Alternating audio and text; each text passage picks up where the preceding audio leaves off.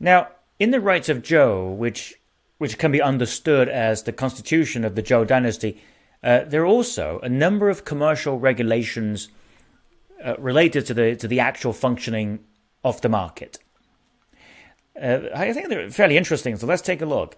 First of all, about the shops. So shops are arranged based on the types of goods and services and specialization.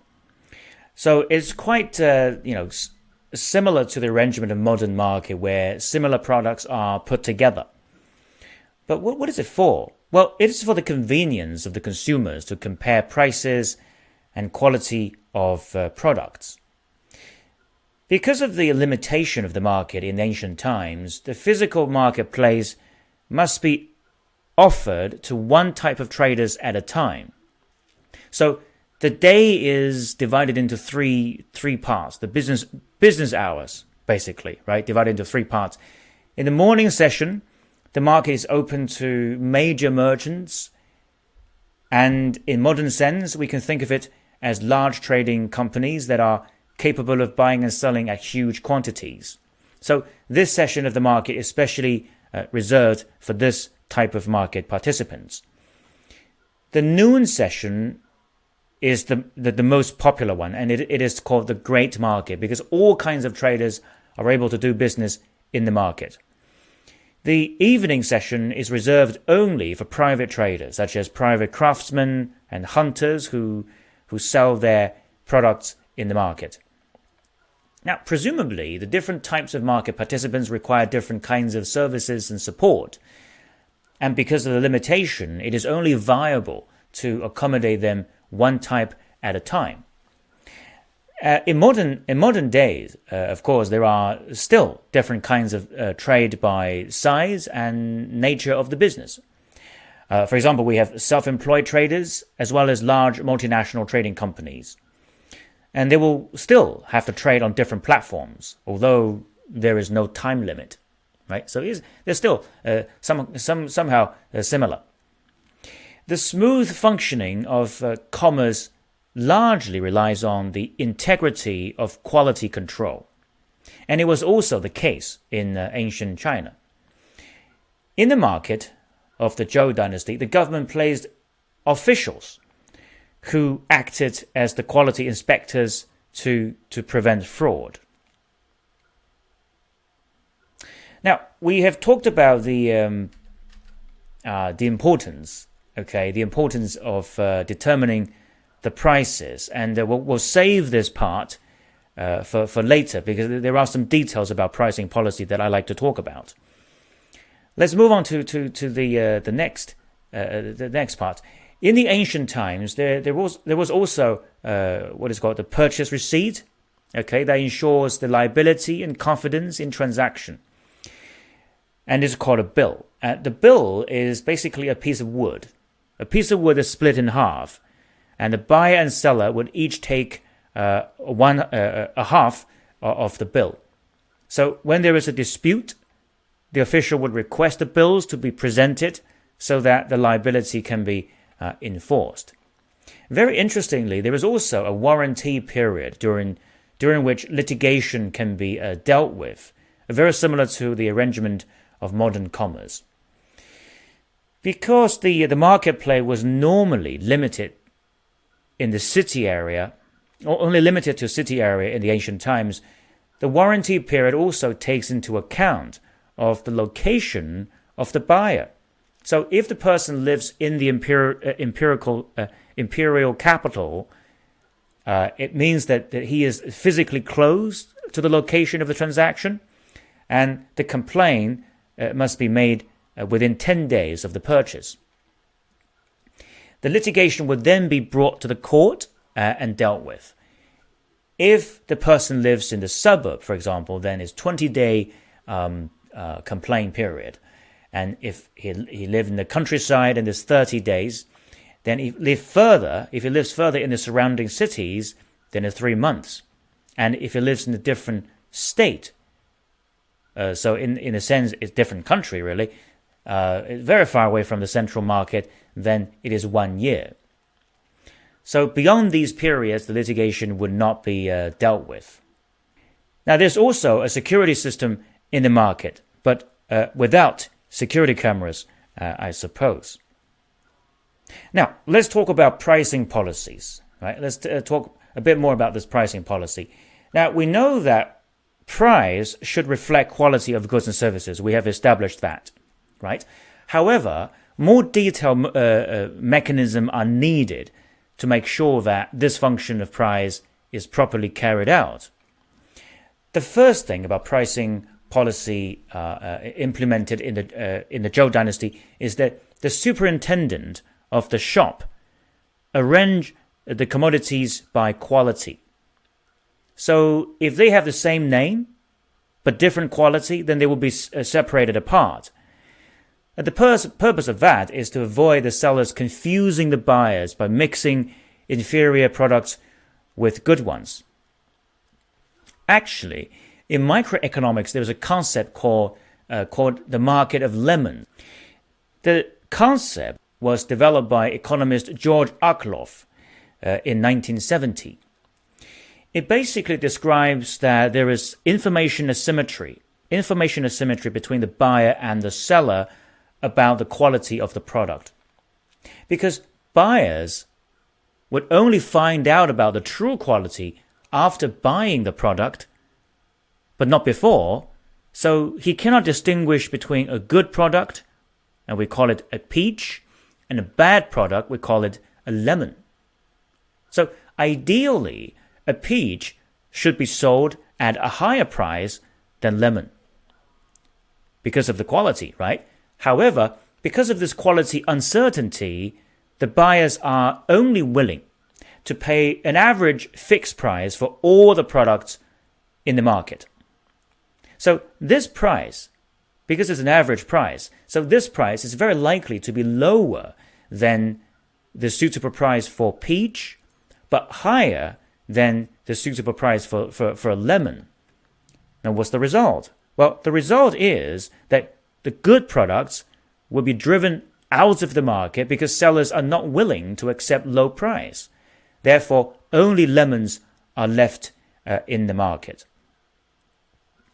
George Akerlof illustrated this point very vividly by using the example of a US second-hand car market in his 1970 paper. Now, in managing the market, regulators in the Zhou dynasty understood this problem of information asymmetry, and they separated the market, the products by quality, but not by names. Very similar to a second-hand market, if you think about this. We all call it second-hand cars, but they're fundamentally different things in terms of quality.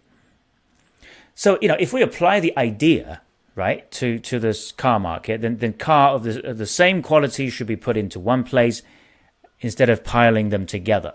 Okay, so this is a good practice to maintain market confidence and consumer benefit. So that's the job of the superintendent of the market. Now, the master of merchant also has responsibility to protect fairness of price. And in particular, he would inspect the quality of the product and set the fixed price for goods of the same quality.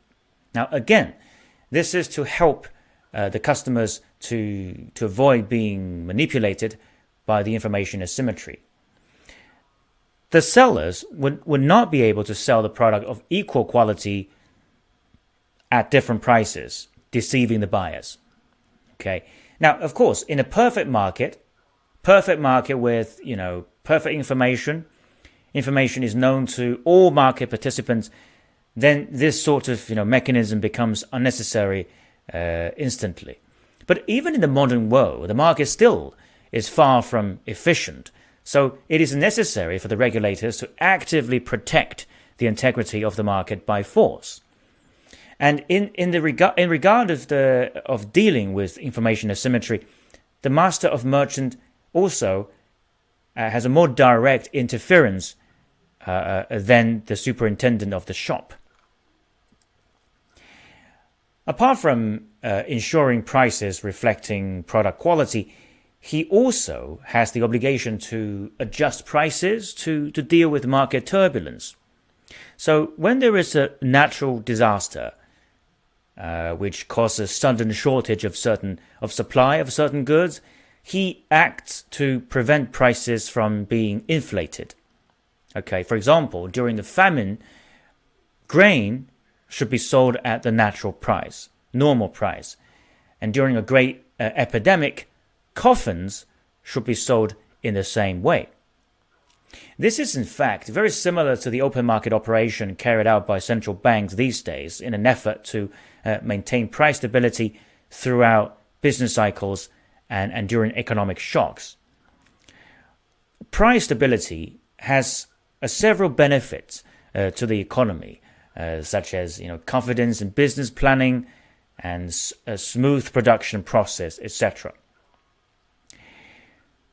Also, for seasonal products, there's also price regulation. Because product prices can be pushed to a very high level outside of the production season, it may cause certain disruption to the economy. Now, we don't know exactly what product the rights of Zhou refer to, but we can still think of some modern examples, right? Food, for instance, is an example of a seasonal product. If food price is raised dramatically in the winter and when production is low, it will have serious impact on people's well-being. Therefore, the government buys grains during harvest time, store it, and sell it at a normal price during non-harvest seasons. So this way, the consumption of grain can be smoothened throughout the year with a stable supply and stable food price. So moving on to Auditor of Price. Now, the responsibility of the Auditor of Price is to control the price of essential goods. In addition, he's also responsible to standardize all measurement, such as weight and size. What's the purpose of that? Well, the purpose is to make sure that the same product must not be sold at different prices because of man-made fraud. Okay, and finally, there is the monetary authority. The monetary authority acts in a similar way to central banks these days, which cool the market when it's flooded with hot money and supply funds when the market liquidity is low. But the difference is, in the ancient times, the liquidity of the market is replaced by the actual goods and products traded on the market. So when the demand for certain product is low, the monetary authority will buy them using its own tax income, and they will sell them back to people at normal prices when demand recovers. So the authority acts in a similar way as modern central banks. So there is quite a lot of details about the pricing policy, but I think that we can see that the central idea of these policies is to maintain the price stability, market confidence, smoothing of market turbulence. And this shows a very high resemblance of the mission statement of central banks in the modern world. Taking Bank of England as an example, its objective involves delivering price stability, ensuring efficient flow of funds, market confidence, eliminating systematic risk, and thereby promoting the goods of the people of the United Kingdom. So I would say the arrangement and purpose is very similar.